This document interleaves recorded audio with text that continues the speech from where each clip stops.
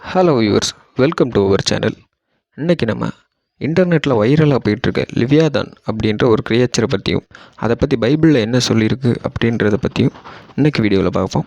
வாங்க வீடியோக்குள்ளே போகலாம். லிவியாதான் ஒரு மிகப்பெரிய மிருகம்.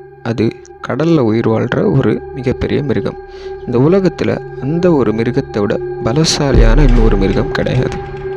பைபிளில் யோபு புஸ்தகம் 41ஆம் அதிகாரத்தில் இந்த லிவியாதானை குறித்து தெளிவாக சொல்லப்பட்டிருக்கு.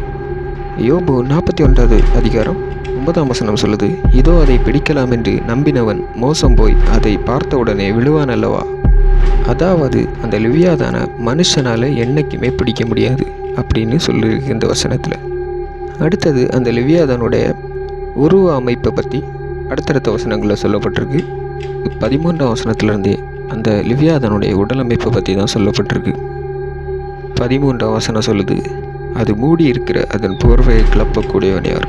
அதன் 2 தாடைகளின் நடுவே கடிவாளம் போடத்தக்கவன் யார்?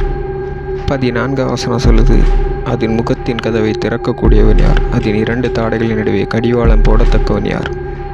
15ஆம் வசனம் சொல்லுது, முத்திரை பதிப்பு போல அழுத்தம் கொண்டு அடர்த்தியாக இருக்கிற அதன் பரிசுகளின் அரணிப்பு மகா சிறப்பாக இருக்கிறது. 18ஆம் வசனத்திலே, அது தும்முகையில் ஒளி வீசும், அதன் கண்கள் அருணாதயத்தின் புருவங்கள் போல் இருக்கிறது. 19ஆம் வசனம் சொல்லுது, அதன் வாயிலிருந்து எரிகிற பந்தங்கள் புறப்பட்டு அக்னி பொறிகள் பறக்கும். 20வது வசனம் சொல்லுது, கொதிக்கிற சட்டியிலும் கொப்பரையிலும் இருந்து புறப்படுகிறது போல அதன் நாசியிலிருந்து புகை புறப்படும். 21ஆம் வசனம் சொல்லுது, அதன் சுவாசம் கரிகளை கொளுத்தும், அதன் வாயிலிருந்து ஜுவாலை புறப்படும். 24ஆம் வசனம் சொல்லுது, அது நெஞ்சு கலப்பை போலவும் எந்திரத்தின் அடிக்கல்லை போலவும் கெட்டியாக இருக்கும். 25ஆம் வசனம் சொல்லுது, அது எழும்பும்போது பலசாலிகள் அஞ்சிய பயத்தினால் மயங்கி திகைப்பார்கள். 26ஆம் வசனம் சொல்லுது, அதை தாக்குகிறவனுடைய பட்டயம், ஈட்டி, வல்லையம், கவசம் ஒன்றும் அதற்கு முன் நிற்காது. 28ஆம் வசனம் சொல்லுது, அம்பு அதை துரத்தாது, கவன் கற்கள் அதற்கு துரும்பாகும். 30வது வசனம் சொல்லுது, அதன் கீழாக கூர்மையான கற்கள் கிடந்தாலும் அது சேற்றின் மேல் ஓடுகிறது போல கருக்காக அவைகளின் மேல் ஓடும். 31ஆம் வசனம் சொல்லுது, அது ஆழத்தை உலைப்பானையைப் போல் பொங்க பண்ணி கடலை தைலம் போல் கலக்கிவிடும்.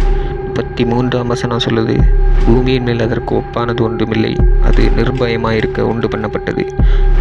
34ஆம் வசனம் சொல்லுது, அது மேட்டிமையானதை எல்லாம் அற்பமாக எண்ணுகிறது, அது அகங்காரமுள்ள ஜீவன்களுக்கெல்லாம் ராஜாவாக இருக்கிறது என்றார்.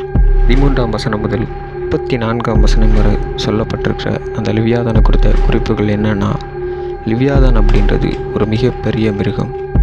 ரொம்ப ஸ்ட்ராங்கான பற்களை கொண்ட, மூச்சு காற்று கூட புகையாக வெளிவரக்கூடிய, நெருப்பை கக்கக்கூடிய, பயம் இல்லாத ஒரு ராட்சத மிருகம்.